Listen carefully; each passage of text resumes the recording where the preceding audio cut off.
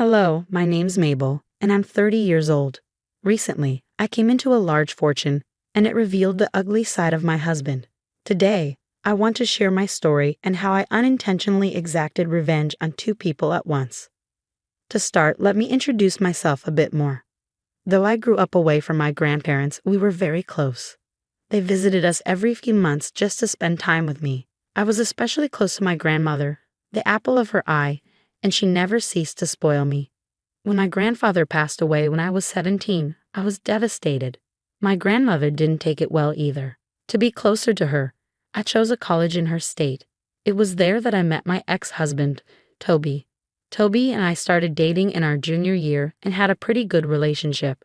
He was everything I was looking for in a partner, so we continued our relationship after graduation. We got engaged a few months later but decided to wait until we were financially stable to get married. In the meantime, since I had a better apartment, Toby moved in with me. While my relationship with Toby was great, his sister Julia and I couldn't get along. She lived in another state with her husband but doted on Toby obsessively. She hated me from the moment we met, probably thinking I was stealing her baby brother. She was always rude and unaccommodating. The only reason I tolerated her visits was her daughter Viola. Viola and I got along very well, and Julia appreciated the break when I looked after her daughter. Despite Julia's behavior, Toby never stood up for me, too afraid to hurt his sister. Not wanting to cause a rift, I kept quiet and dealt with it. 3 years after our engagement, Toby and I were financially stable enough to get married. It was an amazing day, and everything seemed perfect until 4 years into our marriage. 2 major events occurred. First, my grandmother passed away, leaving me heartbroken. I inherited about $1 million in money and assets, but her loss overshadowed any material gain. Second, Julia and her family moved back to town. Suddenly, Toby was rarely home, always at Julia's place, and when he was home, Julia was often around. The only solace I found was spending time with Viola. Grieving my grandmother's death, I felt abandoned by Toby. One day, Toby came home alone after work, a rare occurrence. "Hey, sweetie, how was your day?" I asked. "It was pretty good. What about you?" "Oh, same old. I went to meet Julia, and we got to talking." "You seem to be visiting Julia a lot." "You know, we're really close. I miss her and I guess I just feel better when I'm around her. Anyways, do you want to know what we talked about?" "Yeah, sure. Tell me." "Well, I told her we were planning on buying a house." "I'm going to cut you off right there. I never agreed to that." "Just listen to me." "Julia asked how I had the funds for it, and I told her about your inheritance. She suggested it would be a great investment." "And why is that?" "You have more than enough money to almost fully purchase a house. I think we should invest in it to be well settled for the rest of our lives. But I want to invest my money elsewhere. What's better than securing a house for ourselves? I can think of several better uses for our future. I don't want to spend all my money on one thing." "It's like you're saying your money is yours and not mine." "Well, it kind of is. I get to decide what I want to do with it, and you have no say in it. Look, you either invest your money in something for both of us, or I'm leaving." "Where would you go?" "You're begging me to buy a house with my money for your future. If you leave, that's your loss." "So you're okay with me leaving because you want to keep your money?" "Don't twist my words, Toby. You're the one threatening to leave if I don't spend on you. I thought you loved me and wanted to spend your future with me. Forgive me for looking out for us. You're really bad at whatever you're trying to do here. I'm keeping my money and deciding how to spend it." "Fine, but could you at least think about spending it on a house for us?" "Sure."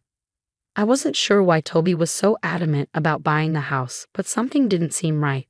I knew I had to stand my ground. Toby began to distance himself from me. After that conversation, Toby began spending even more time at Julia's place.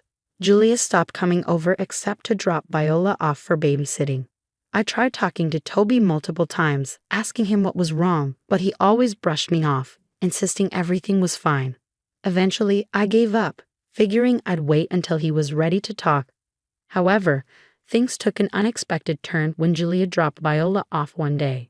"Hey Viola, how's my favorite niece doing?" I greeted her. "I'm your only niece," she replied with a giggle. "Still my favorite though. I hope I'll always be your favorite." "Of course you will be. So what do you want to do today?" "I was thinking we could get our nails done and then have some ice cream." "Yay, Can I paint my nails pink? Of course you can. And can I get strawberry ice cream? Why not? We'll get you everything you want. I only have one niece, and if I don't spoil her, would I really be her aunt? You know you're my favorite aunt. I really will miss you. Miss me, sweetie. What do you mean? I'm not going anywhere. Are you sure? Yes, of course. Where do you think I'll be going? Well, it's just that. What is it? You can tell me anything. I promise I won't tell anyone else. Okay, well, I heard Mommy and Uncle talking the other day. Uncle as in Uncle Toby? Yeah. Mommy said she's going to help Uncle with getting some cases. Cases? What are you talking about? They kept talking about some cases that would give them some money. Then she told Uncle Toby that he would have a nice big house after you left. You. What? Oh my God, sweetie, when did you hear about this? About 2 days ago. Are you sure you heard correctly? Yes, I'm sure. As soon as Mommy saw that I was listening, she yelled at me to go to my room. She also told me not to tell you anything, but I only told you because you're my favorite aunt. Thank you so much, sweetie. Now enough of this. Let's go out and have a fun day. I tried my best to go about the rest of the day as if I hadn't heard what Viola told me. I could tell she felt bad for telling me, but I reassured her she did nothing wrong. I spoiled her just like always. When it was time for her to go home, I made her promise not to tell her mom or Toby what she had told me. Viola promised and hugged me goodbye before Julia picked her up. As soon as they left, panic rose in my chest.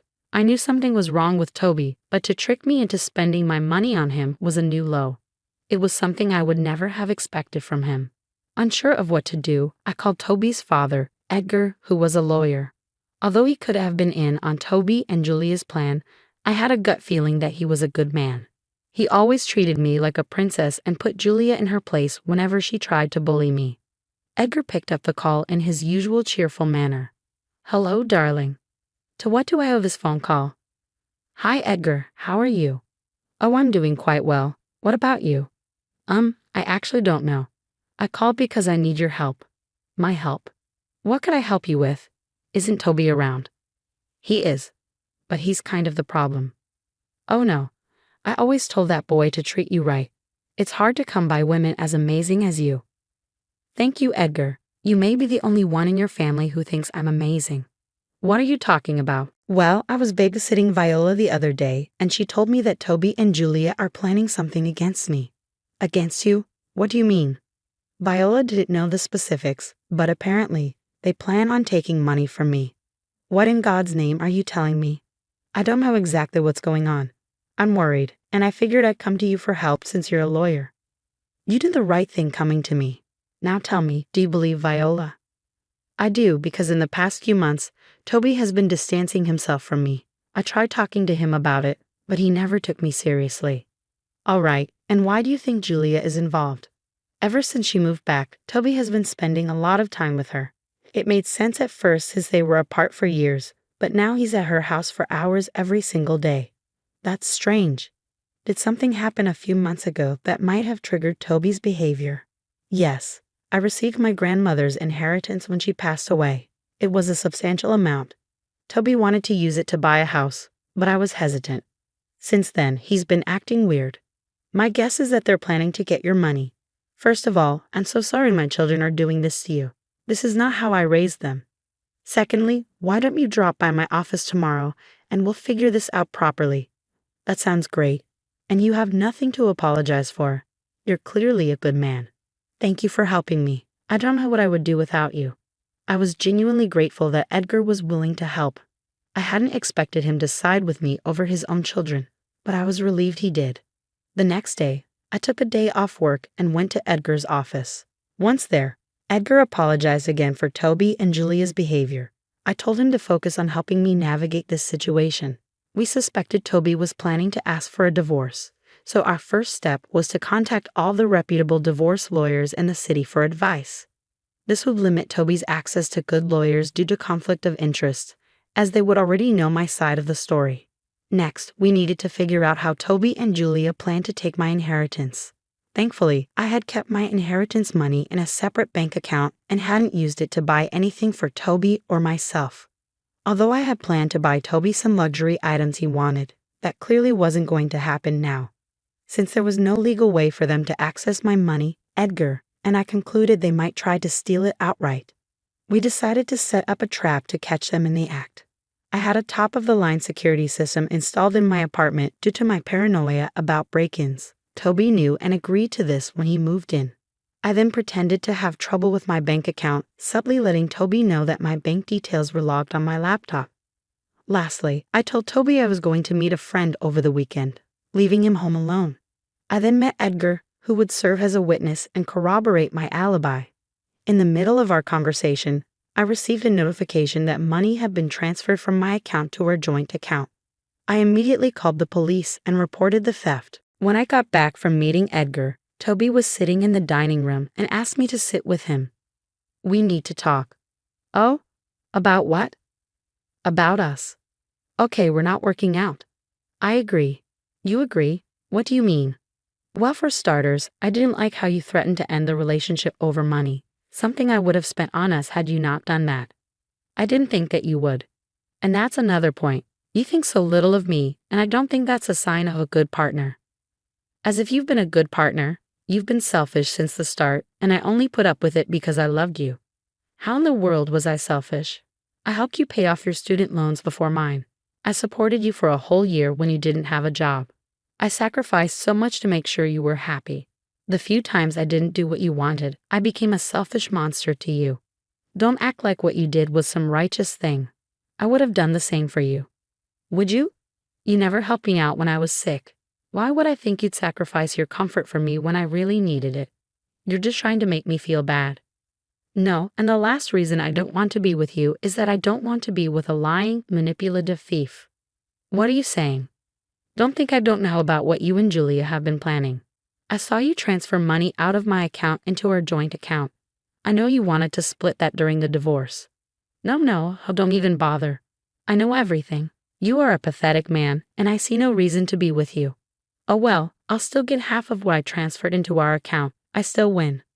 Will you? If I recall correctly, I had security cameras installed in my apartment, and you made that transaction from my laptop when I wasn't home. I've already reported you for theft. The police should be here anytime soon. You did what? Oh, here they come. Good luck. I'll see you in court. The relief I felt seeing Toby finally face the consequences of his actions was unparalleled. The following weeks were a nightmare of courtroom sessions and evidence viewing. Along with the theft charges, I filed for divorce. Edgar, my lawyer, fought long and hard to ensure Toby paid for his crime. Edgar won the case, and Toby was sentenced to 2 years in jail and fined an additional $30,000. Nothing was sweeter than the taste of revenge. Just as Edgar and I were celebrating our victory, Julia approached us. She had been absent during all the previous trials and chose to show up only on the day of the verdict. Her anger was evident as she pointed her finger at Edgar. "Dad, you were helping this witch. Give me one good reason why I shouldn't have helped Mabel." I don't know, because she literally put your son in jail. And he deserved his sentence. It will make him think twice before trying to steal from someone again. How could you do that to your own son? No, Julia, how could you do that to your own brother? Don't think I didn't see the real reason behind your plan. You were going to help Toby get the money so you could also reap the benefits. I was trying to give him a break from this jerk here. You have no idea how toxic she is for him. I don't think she was the toxic one, Julia. You were a bad influence on him, and he was stupid enough to fall for your little game. He's getting the punishment he deserves, and maybe now he'll think twice before ever listening to you. You know you're going to lose him this way. He will never talk to you again. Good, because I have no children as far as I'm concerned. Don't be so dramatic. I'll be here, but I'm not happy with the way you treated my baby brother. As far as I'm concerned, neither you nor your brother are my children, because I know for a fact that this is not how I raise my kids. What are you talking about?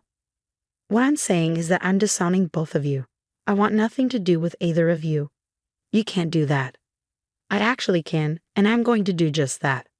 This is all Mabel's fault. If she had thought of someone other than herself for a second, this wouldn't be happening.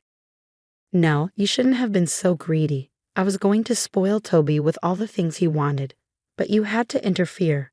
You took away everything from him, and I hope you sit and think long and hard about what you did to your brother. Goodbye. I grabbed Edgar's hand, and we left. We couldn't help but chuckle at what had happened. I was happy Toby got what he deserved and that I was free of his manipulative ways. I did feel bad that Edgar had lost both his children because of me, but he assured me it was their own decisions that led to this outcome. I took him out for coffee, and we've maintained a good friendship ever since. Julia harassed me over text, but Edgar told her and her husband to leave me alone. This is where I unintentionally got revenge on Julia as well. Julia's husband had no idea about her involvement in what happened between Toby and me, so he called Edgar and was shocked to learn the truth. Their marriage had been on the rocks due to Julia's constant nagging about money while she refused to work. He did not appreciate her extreme actions and asked for a divorce. He also requested and received almost full custody of Viola, with Julia only getting her every other weekend. Thanks to a solid prenup, Julia got little alimony and was kicked out of their house. She blamed it all on me, but I was a little happy to see her get what she deserved. Despite everything, I still got to see Viola often, as she loved me and Julia's ex-husband couldn't say no to her. He was very apologetic, but I reminded him he had nothing to apologize for. And yes, I am spoiling Viola senseless. As for me, my life has only gotten better. I got a promotion at work and hired an accountant to manage my finances. I've invested my money in several places, and it's only a matter of time before I see returns. Getting to where I am today took a lot of struggle, but the view from here is one I'm loving. I have a better understanding of people now, and I'll be much more cautious in the future. Thank you for your time.